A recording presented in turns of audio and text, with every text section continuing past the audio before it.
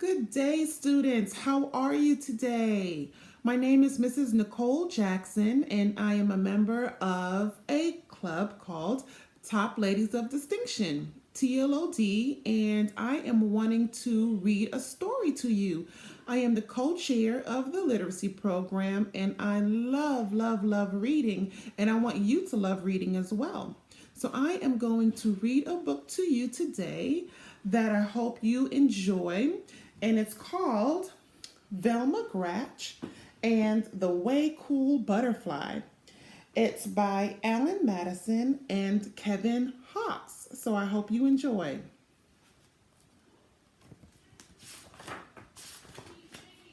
Velma Gratch was the youngest of the three Gratch sisters.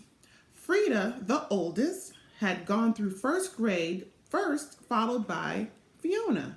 Now it was Velma's turn.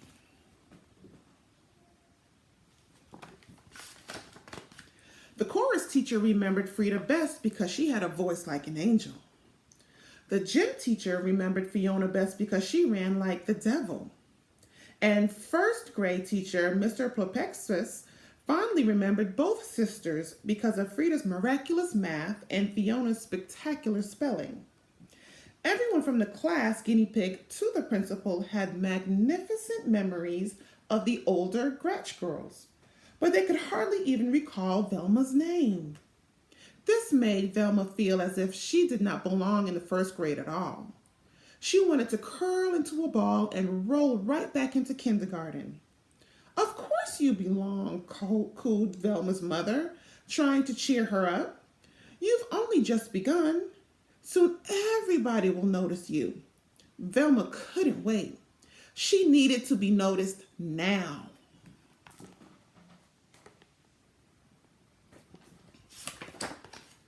In chorus, she sang loudest so that the teacher could hear her best. In gym, she ran slowest so the teacher could see her best. And in class, she refused to read and muddled her math. Mr. Perplexus lamented that she was the first Gratch sister ever sent to the principal's office. This brought a small smile to Velma's lips. Littlest Gratch, why are you singing so loudly in chorus and running so slowly in gym? Inquired Principal crossly. Because, answered Velma, I want you to remember me just like you remember Frida and Fiona. The principal's owlish eyes opened wide. But my dear, those Gratches are remembered for good things. Velma's small smile pretzeled twisted into a full-blown frown.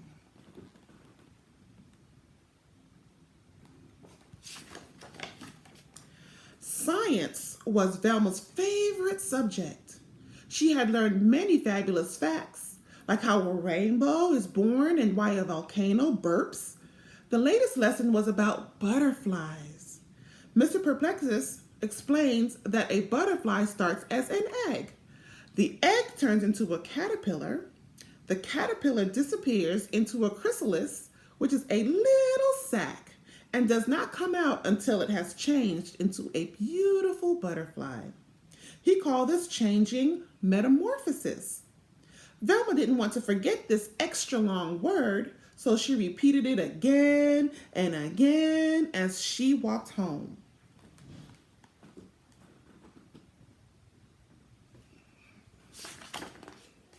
Frida, when you were in first grade, did you study butterflies? Velma asked her older sister. No, we learned worms, Frida replied. Fiona, when you were in first grade, did you study butterflies? Velma asked her middle sister. No, we found out about frogs, Fiona stated. Well, said Velma proudly, we are studying butterflies and metamorphosis. That's way cool, Frida declared, and Fiona bobbled her head in way cool agreement.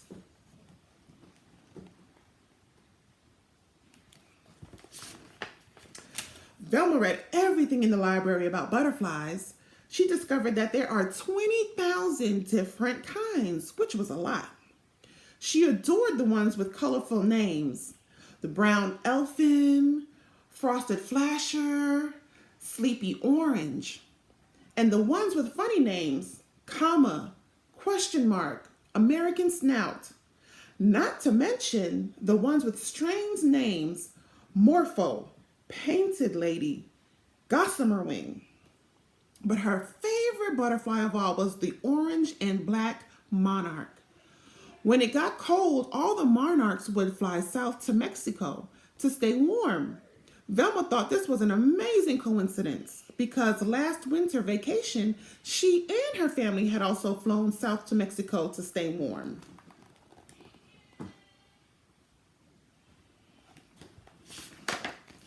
In science, Mr. Plopexus announced that they would take a class trip to the Butterfly Conservatory, a place where real butterflies were collected and cared for. Because Velma didn't want to forget this extra long word, she repeated it again and again as she walked home. Frida, did you take a class trip in the first grade? Velma asked her older sister. Absolutely. We went to the museum, Frida replied. Fiona, did you take a class trip in first grade? Velma asked her middle sister. Absolutely. We went to the aquarium, Fiona stated. Well, said Velma proudly, we're going to the can serve the story? That's way cool, declared Frida, and Fiona bobbled her head in way cool agreement.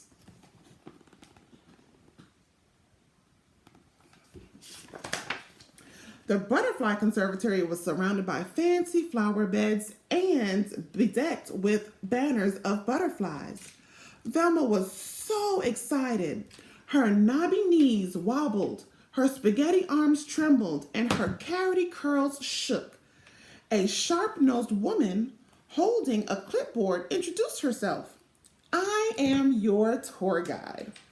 Inside, a butterfly might land on you, but please, don't touch its wings. Does anyone know why? Velma's hand shot up because they're made of tiny scales that would rub off just like dust. And that is not good, she explained. Precisely, said the guide. What's your name? I'm Velma, the youngest of the 3 Gratch sisters. I don't think I know your sisters, the guide commented as they entered the rain-forested room.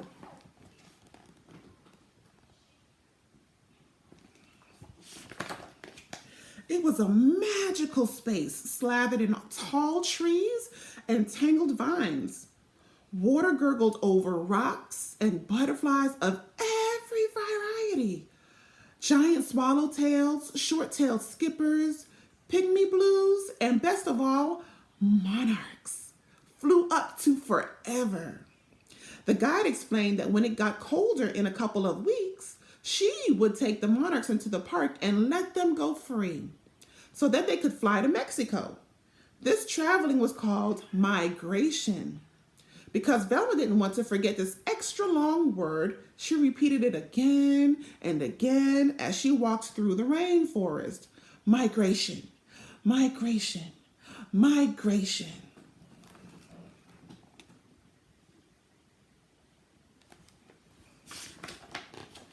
A gorgeous green comma rested on Randy's head. The class oohed. The baby brown elfin settled on Sandy's nose. The class ah. The big blue morpho alighted on Andy's shoulder. The class gasped, but not one single butterfly landed on any part of Velma. Time to leave, instructed Mr. Perpecus as they neared the exit.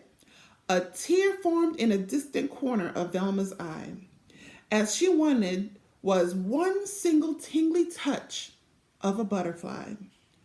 On a nearby branch sat a most lovely monarch. How she yearned to pet those velvety wings. She moved slowly. The class was leaving. One more inch. It was so pretty. She froze. If she touched its wings, It might. Velma couldn't do it. She couldn't hurt a butterfly. Come on now, Velma, we have to go. Sadly, Velma turned away, and at that very moment, the most marvelous thing happened.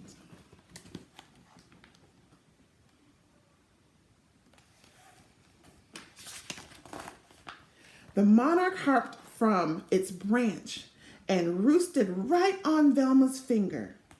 Delicate wings slowly folding, antennae twitching, weightless and wondrous, the insect sat. Velma was in heaven.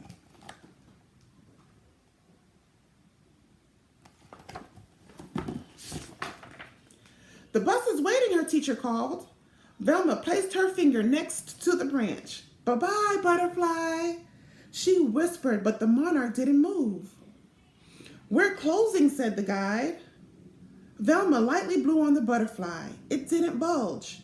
Without ever touching the butterfly's wings, everyone tried to get the monarch to fly, crawl, or walk off Velma's finger. But nothing worked. At last, Velma was told to leave with the butterfly still perched on her pointer. It stayed there on the bus ride home.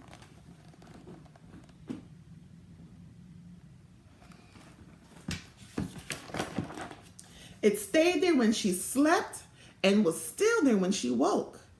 It stayed during gym, math, reading, ballet, soccer, day in and day out. It stayed put on that pointer. Soon, everyone from the class guinea pig to the principal knew about Velma and her butterfly.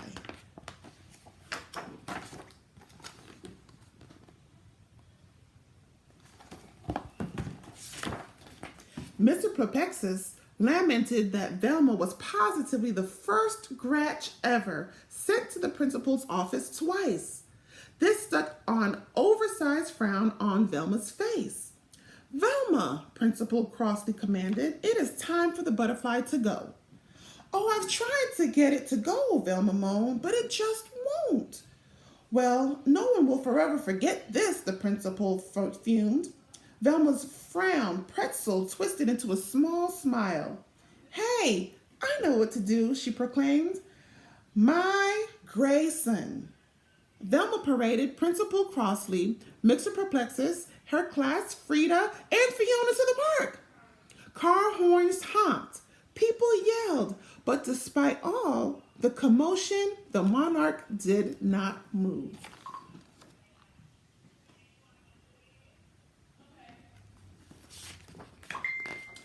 A cool wind from the west blew through the field. In the middle stood the tour guide from the conservatory, carefully opening an enormous sack. A single monarch butterfly stepped out, looked around, and flitted away. It was trailed by 10, then 10 more, soaring up and up until the sky overflowed with thick clouds of orange and black. What's happening? Wondering Frida. Why are you letting them go? Demanded Fiona. Migration, answered the guide. Migration, repeated Velma. The wind tousled Velma's hair and tickled her butterfly's wings. The monarch jumped into her nose as if to give her a kiss and then took flight to join its friends. Over the treetops it flew, over the skyscrapers, and up into the wild blue, orange, and black yonder on its way to Mexico.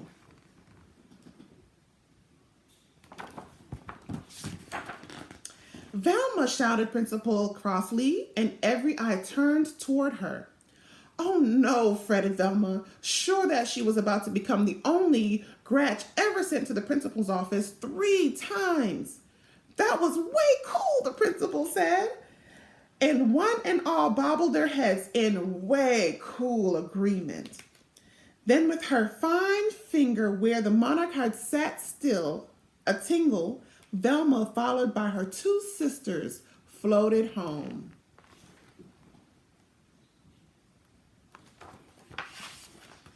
The end. I hope you all enjoyed this wonderful book.